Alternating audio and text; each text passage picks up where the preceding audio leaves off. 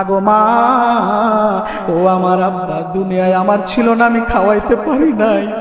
রমজানের রোজা রাখা আমি সবাই সব করে দিছি, কিন্তু তোমাদেরকে দিতে পারলাম না। ও আল্লাহ, তুমি কষ্ট নিও না, আমার মা বাবাকে তুমি মাফ করে দাও। আমার আল্লাহ বলেন, সন্তান যখন কবরের সামনে গিয়া আব্বা আম্মা বইলা একটা চিৎকার দিবে, আমি আল্লাহর আরশ পর্যন্তই চিৎকার পৌঁছে যাবে। আল্লাহ রাব্বুল আলামিন আমাকে জানিয়ে দিয়েছে, যারা পিতা মাতার মধ্যে কোনো একজন বা দুইজনকে পেল কিন্তু খেদমত করে জান্নাত দুনিয়ার বুকে ক্রয় করতে পারলো না, তারাও কপাল পোড়া। ইফতার করছো, বউয়ের জন্য শাড়ি কিনছো, তারপরে যায় শাশুড়ির জন্য কিনছো, শালা শালি সবার জন্য কিনছো, মার জন্য কিনে নাই।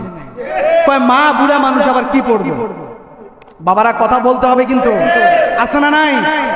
বলে স্ত্রীর জন্য 15,000 টাকা দিয়ে জামা কিনেছি, মেয়ের জন্য কিনেছি, শাশুড়ির জন্য কিনেছি, কারণ শাশুড়িকে না দিলে শাশুড়ি খারাপ করবে। কিন্তু মার জন্য কিনতে গিয়ে 400 টাকা দামের শাড়ি। কথা বলেন না কেন? কারো লাগতেছি নাকি? আছেন নাকি এমন কেউ? তা আওয়াজ আসতে দিবেন কেন? এমন নাদান নালায়েক কুসন্তান আছে না নয়? তুমি সবার মার্কেট করার আগে মায়ের মার্কেটটা করো। তুমি সবার আগে কিনার আগে মার জন্য ওষুধ কিনো। তুমি তোমার মা সারা রমজানের রোজা রাখা তোমার জন্য দোয়া করবো, হজ যাওয়া লাগবে না, দুনিয়ায় বৈশা হজের সওয়াব পাইবা। দয়াল নবী বলেন, শুনো, আমার উম্মতদেরকে জানায়া দাও, আমি 3 নম্বর সিঁড়িতে এই জন্য আমিন বলেছি, যারা মা বাবার দুজনকে একজনকে পাইল কিন্তু দুনিয়ার বুকে থাকা জান্নাত নিতে পারলো না, তাদের রোজা না রাখা সমান হয়ে যাবে, তারা মাপ পাবে না। তার মানে বোঝা যায় মা বাবার হক আছে না নাই? প্রশ্ন করতে পারেন, ও খতিব সাহেব হুজুর, তাহলে যাদের আমাদের মা বাবা নাই, হারায়া ফেলেছি, আমরা কি করব? আমি বলবো, আপনি যান, কবরস্থানে যান, কবরস্থানে গিয়া ওয়াকুর রাব্বিরহামহুমা কামা রাব্বায়ানি সগীরা, যদি এটুকু দোয়াও না পড়তে পারেন, একজন হাফেজ, একজন আলেম ইমাম সাহেবকে নিয়ে যান, অন্তত মা বাবার কবরের সামনে দাঁড়ান। আর আগো মা, ও আমার আব্বা দুনিয়ায় আমার ছিল না, আমি খাওয়াইতে পারি নাই।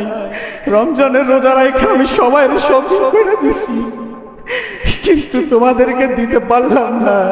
ও আল্লাহ, তুমি কষ্ট নিও না, আমার মা বাবাকে তুমি মাফ করে দাও।